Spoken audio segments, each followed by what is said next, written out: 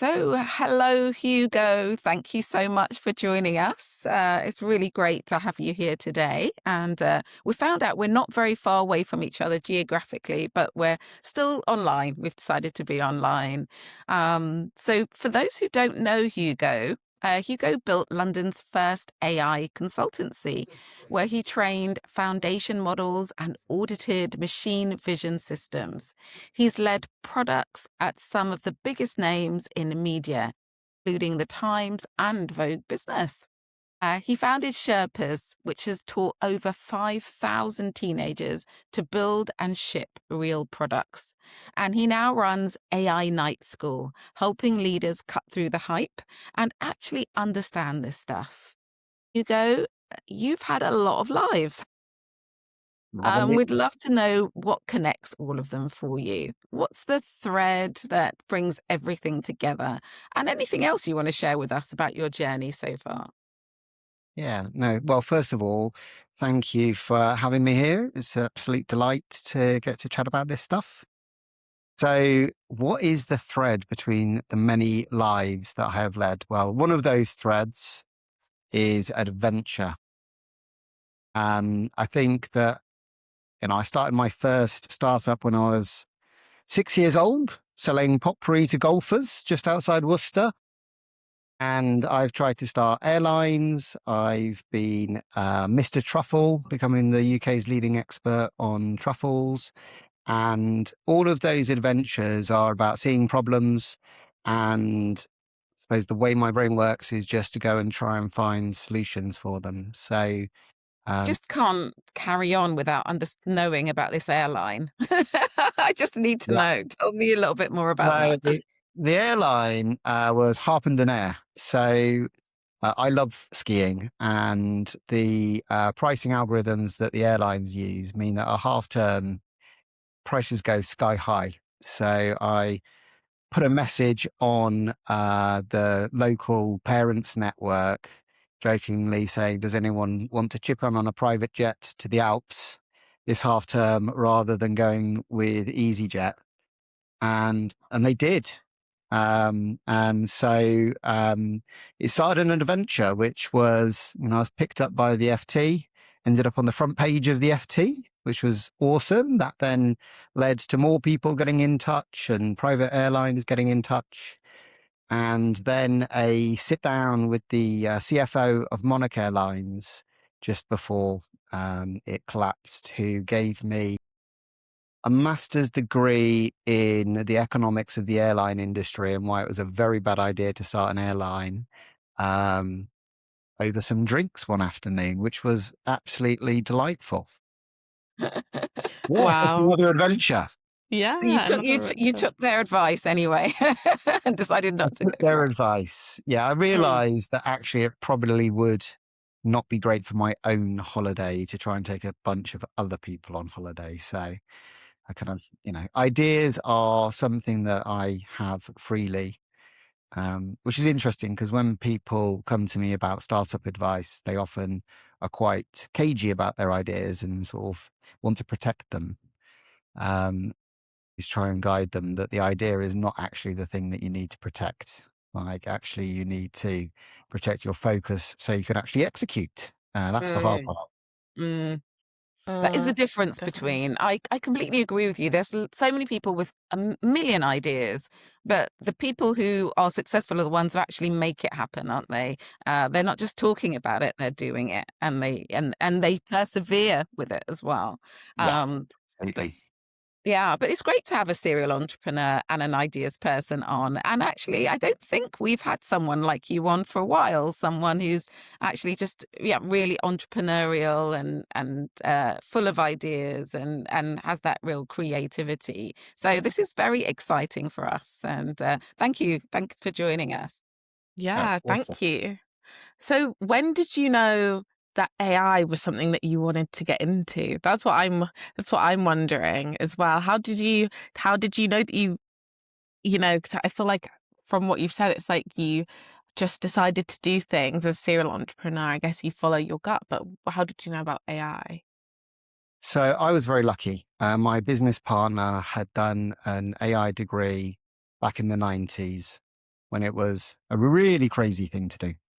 And so he had lived through the AI winter where, the kind of research wasn't making as much progress as people had hoped. And when IBM launched IBM Watson, what we saw was this kind of return of an interest in AI. And because we had been running an innovation practice and technology practice already, we were just really well positioned to jump into that. And at the same time, I was curious about the mismatch between how banks value properties and how people buy properties, because what I saw as buying your home is a really personal human thing. I saw people who were thinking about the inside outside space and the ratio of the garden to the kitchen, and were there the nice bifolders, and thought, all of these factors down to like the road name and the number on the door, and does the paint match the magazines that I read? I thought, those are all human factors. And I thought, if we could model actually how people are buying these properties, we'll be able to make a better prediction of their value than is currently happening, which we did really quickly, training a neural network to predict property prices. And then I discovered what's called ML ops. And that's the hard part of creating foundational models, kind of training them and getting them into a production state. And back then it was much more difficult even than it is now. So that actually didn't go anywhere because we had this amazing research model, but really couldn't do anything with it.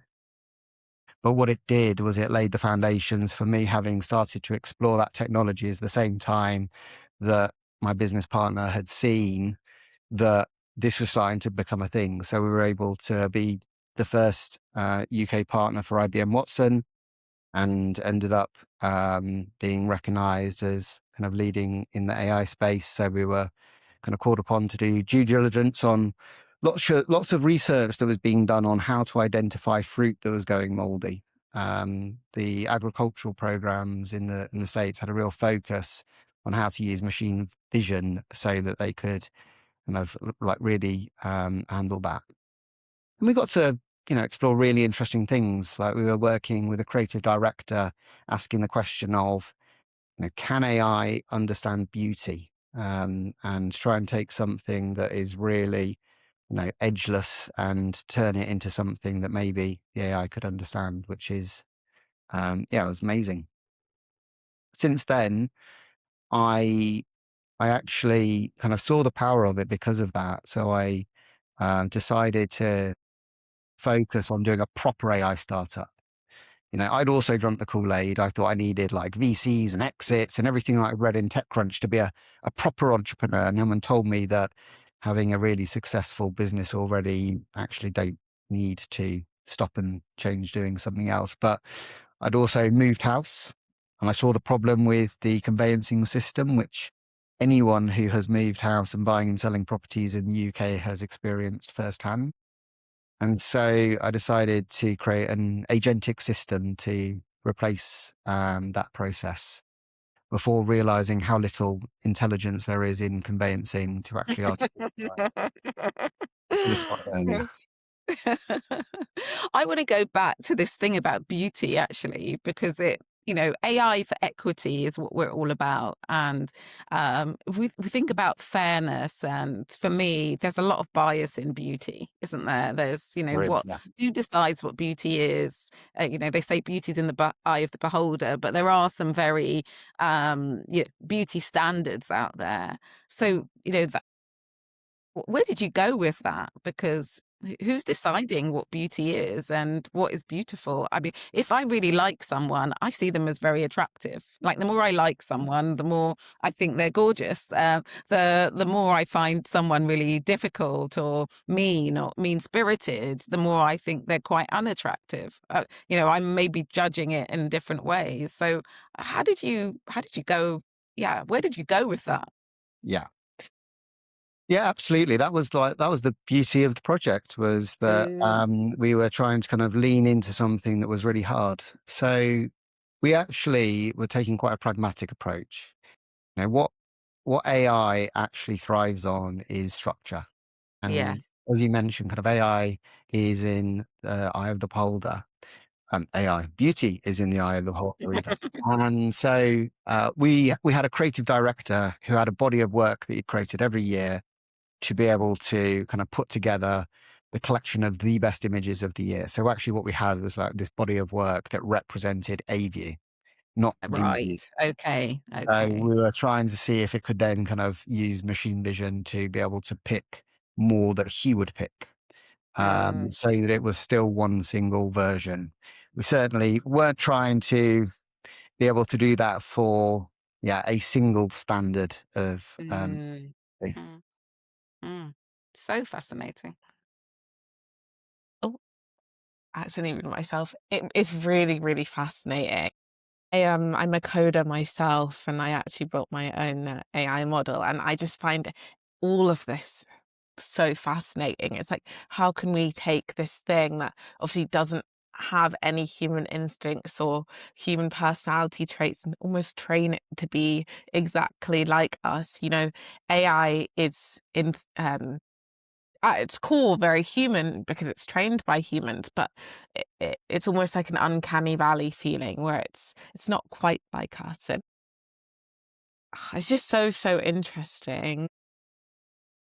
When I was doing my research on you, when I was creating the questions, I saw that you said that AI doesn't fix human instincts, it amplifies them. And I'm really interested by that, because, as I just said, at AI's core, it's pretty human because we trained it. But when we talk about power and inequality, it's also really, really interesting and it becomes incredibly loaded. I was wondering if you could talk to us a little bit more about that. Yeah, absolutely. So everyone's scared right now. I mean, it's exciting, and the closer you are to it, the more exciting it becomes.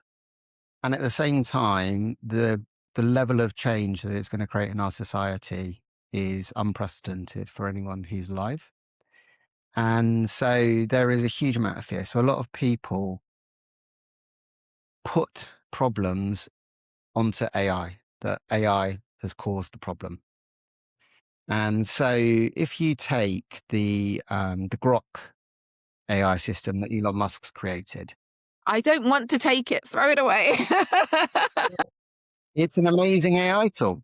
And sometimes it produces better results than the other tools. Like there is a Have you real used quality Grok? to it. Have you? Sorry to I interrupt you. have used Grok. I Have have, you? and I it need to know from both of you because it's something I've just stayed. Well, just because of who owns it, I've stayed away from it. But I'd love to know both of your perspectives on it. Actually, Grok can look at a tweet of the back of someone's head and tell you exactly who that is. It can do incredible, insane things that ChatGPT or Claude couldn't do. And probably because they wouldn't do them because they're programmed against it. So then it comes, I think that like a lot of Grok's issues are that it is unregulated and it's unethical, with the things that it can do. Obviously, there's more legislation against it now and it's been cracked down on, but it is like an incredible tool.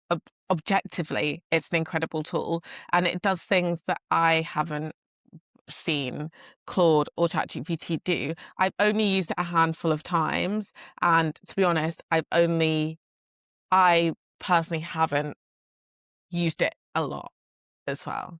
So tell me more. Tell me about your perspective, Hugo. Yeah. So, in AI night school, you need people to understand what bias is. So you need to show them bias. So I kind of say, well, if you take the media and you look at the spread of political opinions across the media, then each of the AIs is embedding their political point of view into the results that you get. So if you look at the Charlottesville event and ask Rock about Charlottesville, you see starkly how they've chosen to rewrite history. and how they've used those kind of right-wing sources to train the model on, so that the model's view is incredibly different to the mainstream view. And that's a powerful lesson, because everything that I focus on training at AI Night School is about having control over an AI so that it can do your work with you, to leverage you being uniquely human, not to pass that control over to the AI and just let the AI do its thing. So that kind of test that I do is a very simple query of using AI like Google. It's like, if you do that, then you will get these results. However, if you start to layer over your own kind of prompts, context documents, resources, even if you are using Grok, you could get great results that were unbiased, because what you're doing is you're designing a product, and your product can actually remove the bias from those systems. Now, I don't suggest anyone does use that as their underlying system, because I also believe that some of the leverage we have are the purchasing decisions that we make. And certainly, kind of based on your politics, you want to be careful on how you're spending your money. But actually, more is that you need to empower yourself. The real danger is the lack of education around how powerful this technology is, how big this change is going to be, and how you can actually use it to drive towards a world that we all want to live in tomorrow. Because whilst I am an optimist, I am the AI optimist, people confuse that for having my head in the sand or being like a hype monkey. But actually, it's a strategic positioning against, a crowd saying the end is nigh, we may as well give up.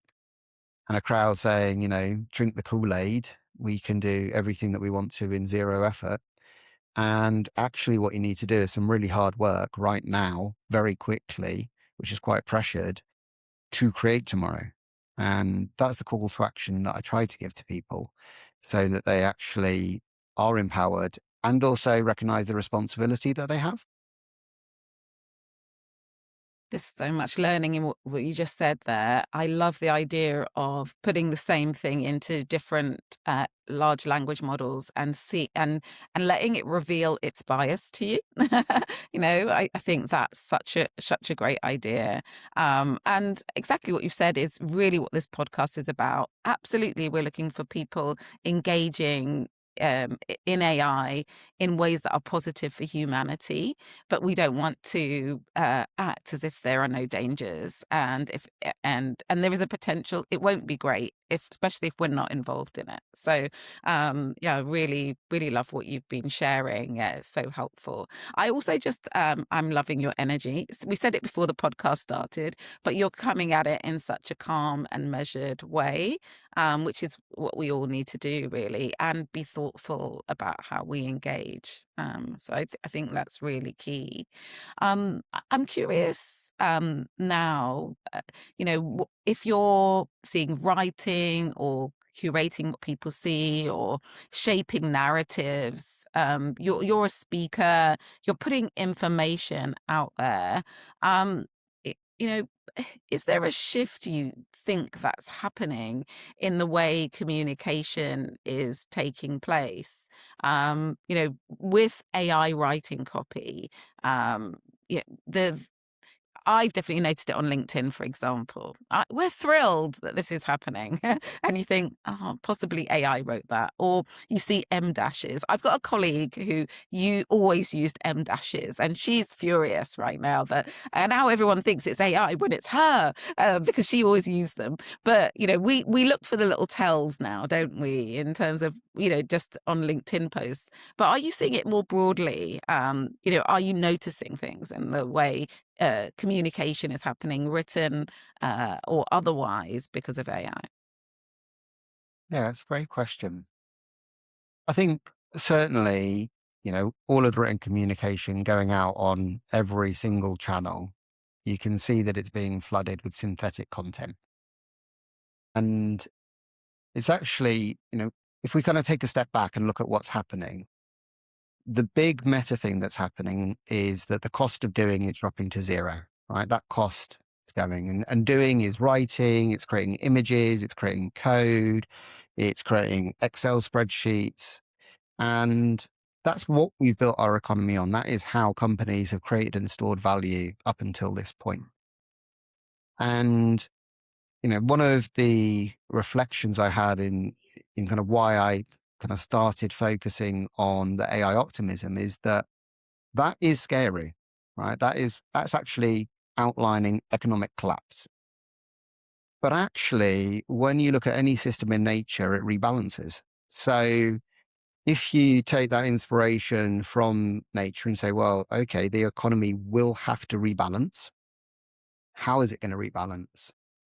And I looked at, what are the second order consequences of these things that are happening? And the communication is a really great one. Because you start using AI to do more content gets produced. And that's going to drive two things. Is one, it won't resonate with people, so it won't work. And two, that people will get so overwhelmed with those channels that they'll stop working. And what they'll actually seek is meaningful human connection. And so you'll start to see a change in behavior, which we're already seeing actually with the teenagers, of private communities that are invite only with referral networks to resources and people and everything that you need. And we'll start to see a drawing towards community.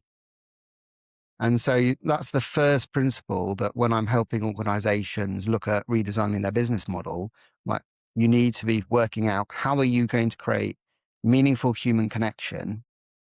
And that is an economic driver now.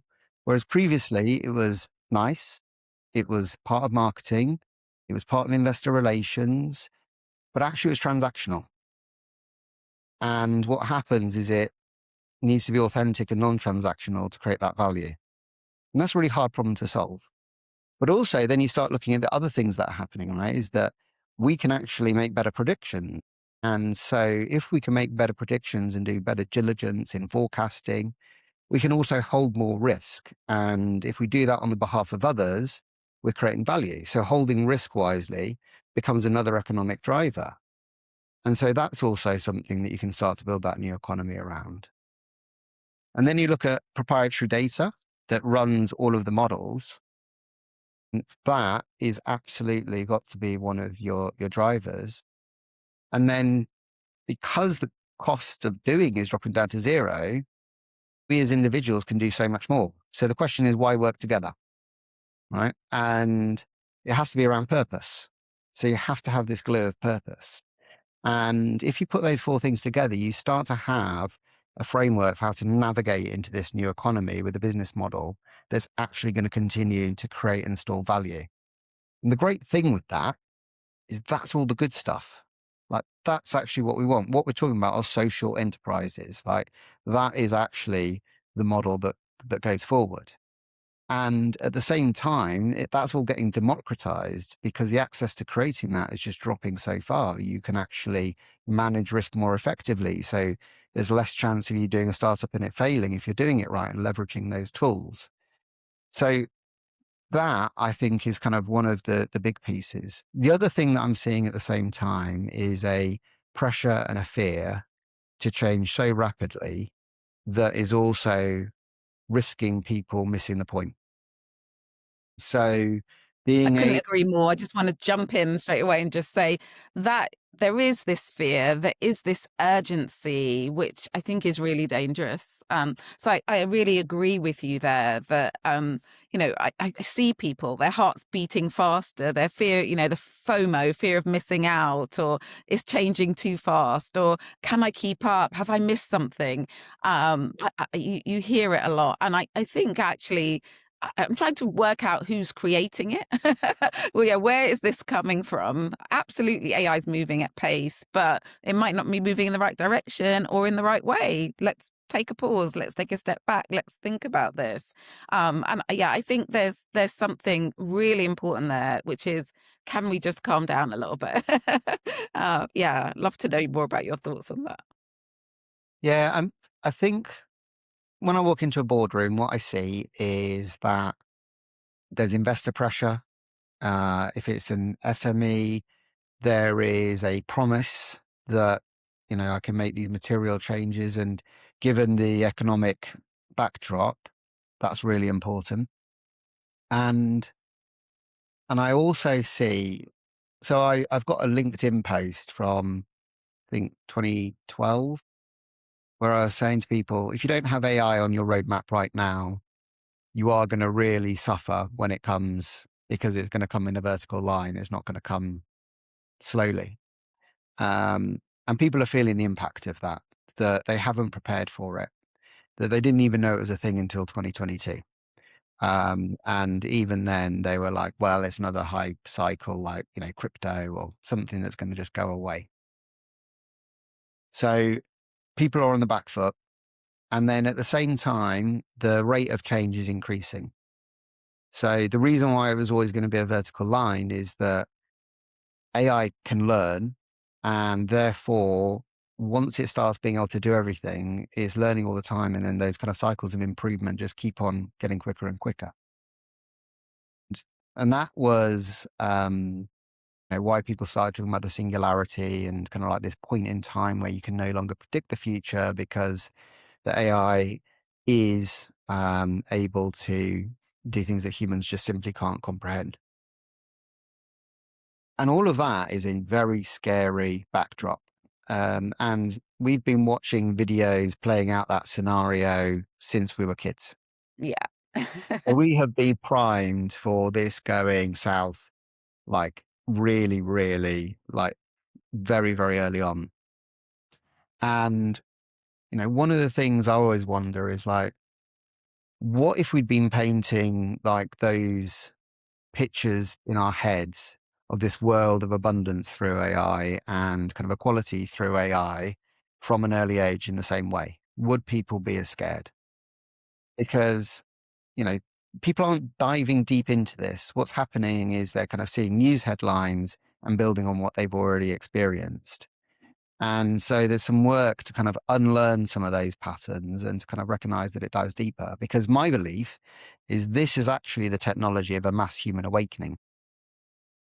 And I think it's actually got Loki energy. It's the trickster that everyone thinks it's about kind of, the destruction of humanity, when actually, if you look at what happens when that cost of doing drops to zero, you're going to be needing to make your living by being, because you can't do anymore.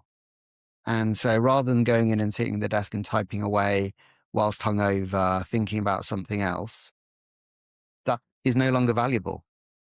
There's a cheaper way to do that and a better way to do that. So then you have to be. And if you're going to be, you need to work out how to be. And one of the biggest risks that I see with this whole transition is how ill prepared we are for having given any training to people on how to be. And, that journey is, the personal development journey, sometimes the spiritual journey, but understanding yourself and then understanding, who am I and what am I providing for the world? Like, that's a massive question. It is a massive question. And I also see AI as a tool for empowerment for similar reasons as well. I was having a conversation with a friend at a conference my mum and I were at, and we were saying that, there is this barrel shaped workplace now. There's no more pyramid. It's not even like a square where it's equal parts. It's an empty barrel. And where does that leave people that are my age, people that are Gen Z? And I think that we're seeing as well, I'm not sure if you've noticed it, but this mass rejection of AI, and people actually, like, one of my friends has said that she refuses to use her phone and she refuses to use autocorrect. So she's got a Filofax now. And one of my friends says she doesn't want to, her calendar to know what she's doing, and she doesn't want to use ChatGPT or Apple Intelligence, which is now on all of the newer iPhones, unless you manually disable it. She doesn't want to use that. So she has a little diary that she carries around with her.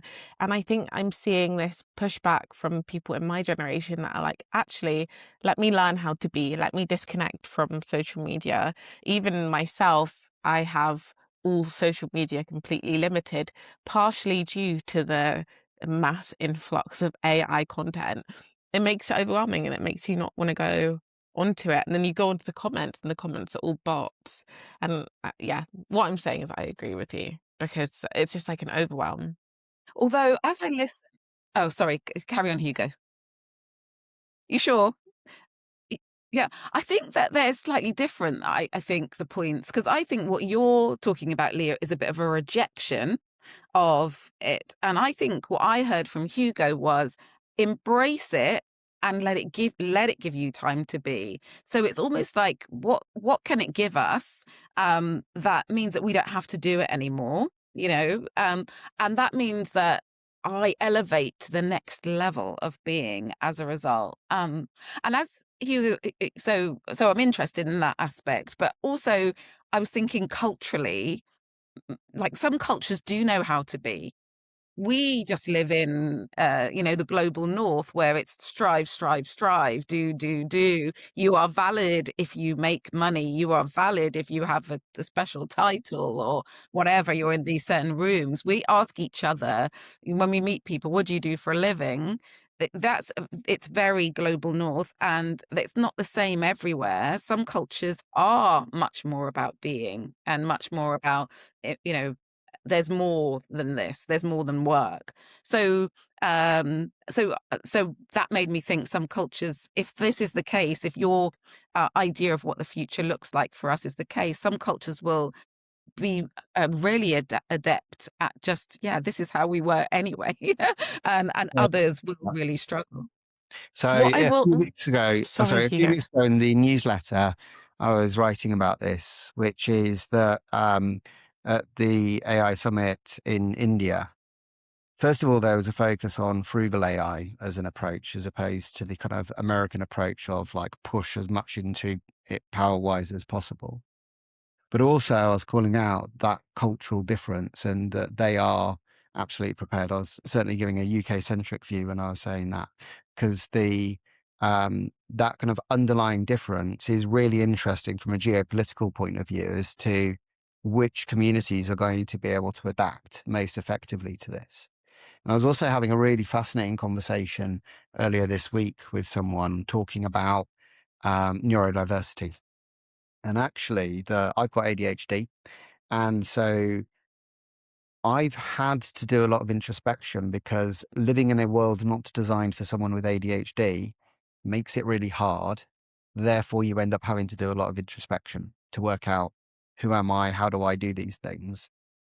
And that's an advantage. People who I've shown some of my work to are like, but how do you think like that? I'm like, well, partly that's the way my brain works, but also partly I've had to go through this process repeatedly my whole life. So now when I'm thinking about how do I do this job? Why am I doing this job in this way? Is this job kind of like actually getting to the right point that I'm needing it to? And is there a different way to do it? Those are all just natural questions. And so that's really interesting from an equality point of view, that actually, the kind of conclusion he reached is maybe this is a point where the neurodiverse become the neurotypical and it flips. I think that's so interesting. I was actually reading a study from, I think it was 2 years ago, and it was from EY, I believe. And they were saying that 54% of Gen Z now diagnose themselves with ADHD or some sort of neurodiversity. And that was a few years ago, so I assume it's probably more now. And I think that we are seeing an embrace, or at least in my generation, with the people that I know, an embrace of, having this diverse set of brains. And it's like, how can we work together rather than be butting heads and following a straight line? We can all follow our own lines and still have the same end goal, you know? And I think, there is a really interesting thing about kind of Gen Z and going down to Gen Alpha that, there is a lot of headlines talking about the lack of entry level opportunities and how AI is taking the opportunities from those young people. And having run Sherpas and worked with people in organizations focused on early development for the last half decade, and I can tell you that The problems with actually giving young people opportunities in organizations is that middle managers have not had the headspace to be able to devote the time to nurture young talent. So when you say, do you want an apprentice or someone who is more expensive, who already can just do the job, they want the second option. Now, if you speak to them personally, they actually want the experience of nurturing that person, but the pressure of doing has been so high that they actually can't do that because they've just been overloaded. And what's interesting is that it comes back to kind of saying, well, that's AI's fault. It's not. Giving young people opportunities is a human problem. It's not an AI problem. You can choose to engage talented young people. We train teenagers from 13 years old. If you go and meet Rakibat, who's 19 years old, she's probably got more experience than a lot of people who are mid-career anyway.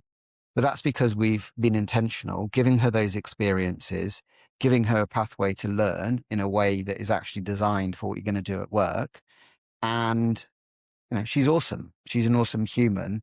And the age piece then doesn't come into it. I've also got 90-year-olds who are learning about AI, who are as curious and energized as those teenagers, because that's who they are. And I think that the thing that I do see is that there's been this kind of miscommunication about work versus a job versus having enough money to be able to live. And that people are tying this idea that someone is going to give me a job so that I can get this money and this kind of contract that I should have an employer. The first program we created at Sherpas, which was aimed at getting the next generation ready for this new world of work, was called 16 by 16, and it was training teenagers how to earn 16,000 of their own revenue by the time they're 16. It wasn't teaching them about AI. It wasn't teaching them about technology. It was teaching them how to take ownership of their financial well-being. And that education is just really, really missing. And it's frustrating because if you look at the amount invested in the space, from the banks and others, their ESG reports will tell you that they've given every child at least 5, lifetimes worth of entrepreneurship training, because they kind of go through a process of going into the school with a PowerPoint deck and putting it into PSHE. And it's like, it's not going to actually create the impact. Getting them to do startups will create the impact, and giving them a nice, safe place to do that will create the impact. I'm wondering, what are the young people teaching you about how they see AI? Because I bet they're ahead of what's happening in a lot of boardrooms. Yeah, that is what do young people teach me just generally, right, is like so much. I think kind of reverse mentoring programs are so important.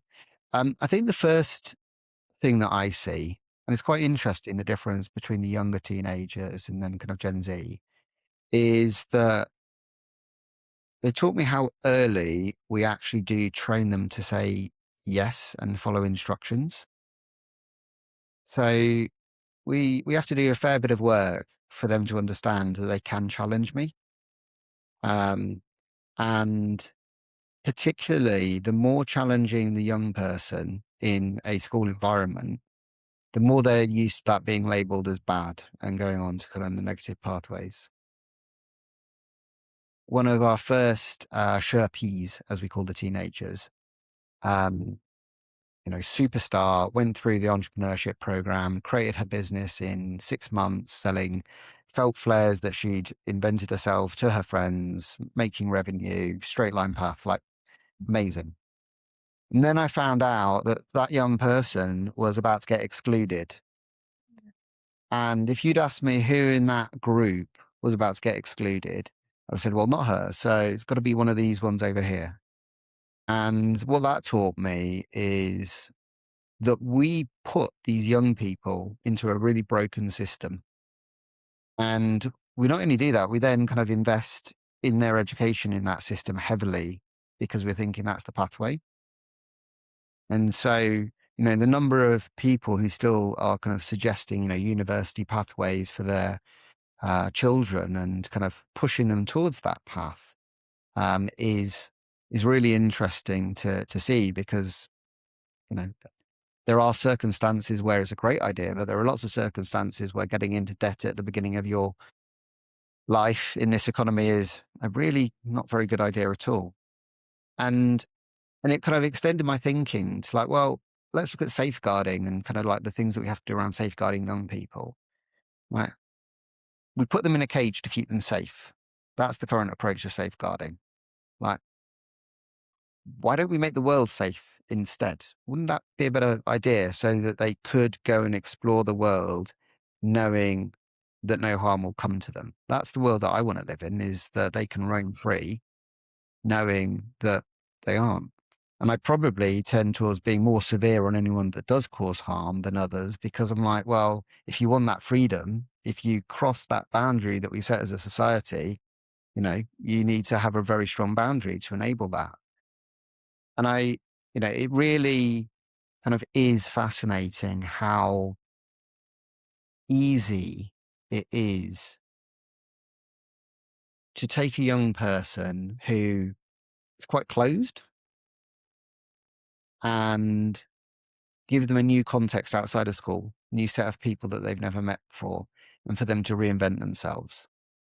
I think the personal thing that that's taught me is kind of like that kind of inward looking about actually, really focusing on who I am and being comfortable with that so that I can be the version of myself like they're becoming on those programs, and that kind of increase in inner confidence that drives everything else. And that's probably one of the big lessons. But I mean, there's so much every day is learning day. I love Goodness, we that. could talk I to really you love that. all day because there's so much to say. But yeah, we just power through because otherwise we'll be dipping into another day. But yeah, there's so much to share, and I think that anyone listening, there's a lot to actually just pause and reflect on from what you've been sharing with us. I know on the flip side to Sherpas, you also have AI Night School for Leaders. A really great name. I love this night school. Yeah, it takes me back. When leaders walk into those sessions, what do they think they know about AI, and what do they actually need to hear? Is it some of what you've shared, which is actually you're going to have more time to develop people now, or are there some other messages that you think? Yeah. So it's really interesting that what I see that people come in with is this kind of urgency, this need to know how to use AI. Mm. And the first thing that they actually need is the aha moment to see how big that step change is. So I had someone who is an accountant who has been progressing with the kind of AI tools and kind of had been kind of looking at all of the different options available and kind of trying to wrap his arms around it. And then I had a message because I'd suggested to go and use Claude instead of what they were using. And, they started learning how to kind of like build skills in Claude. And it's kind of like you could see the brain expansion and the WhatsApp messages every 2 hours as they were then kind of creating kind of all sorts of things. And as soon as you create one thing, then you're like, well, does this mean I can then do this? And then does this mean I can do this? And so there's that kind of opening to the possibility. And then that leads into the second thing, which is you're going to feel overwhelmed because you've just taken the blue pill and there is no end of the hole. So, as you've leaned over the edge, people describe it as having vertigo, looking over the edge. And so then it's like, well, you're going to need to work on your mindset. And we have an AI morning salon in night school, which is the wide, wild, and wonderful conversation around AI. And this week I was sharing with people that I turned off for 5 days, just focused on looking inwards because I was at that state of feeling overwhelmed. And I realized that actually the best thing that I could do was just stop, tell everyone like I need some time out. And when I was sharing that in the session on Wednesday, the conversation we were having around, how you are setting your boundaries, how you are managing your mindset, and having to kind of shift towards this performance mindset that what we see is probably athletes, the best representation, maybe kind of performers, maybe kind of like try to get there, some of them, but it's completely different to the world of work we've experienced. And that leads to the next piece, which is if you're leading an organization, everyone needs to go on that same journey. And that you need to be taking people on this journey where you're showing them what's possible. And then you're also telling them a story that this isn't just about losing jobs. Because the reason that I can be optimistic is that what we have are an abundance of problems to solve. And I'd challenge every organization on the planet lacks ambition. What they do is they find a thing that makes money. And usually that thing is little bit of a much larger problem that's much more important to solve that's not being solved currently. Climate change, equality, inclusive economic growth, whatever it is, they've just chosen this small bit to solve because that's what's possible. That's what will work as a business model. And it's very kind of structural that's the puzzle that solves right now.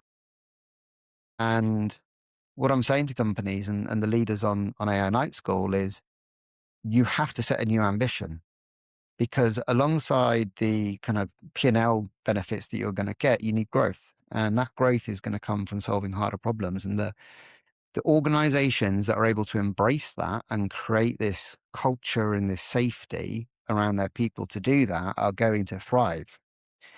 And I love working with SMEs because SMEs have been so resource constrained that the opportunity for that growth versus kind of larger organizations where the headcount reduction almost necessarily comes first means that as we're thinking about rebalancing that jobs economy, we really need to focus on SMEs being able to raise their ambitions and really be able to harness this in the right way. And then the final part, I guess, that people are learning on that is that it doesn't stop, that they need to be designing an organization that can absorb change at an unprecedented pace. And that is a people problem. It's a structural problem.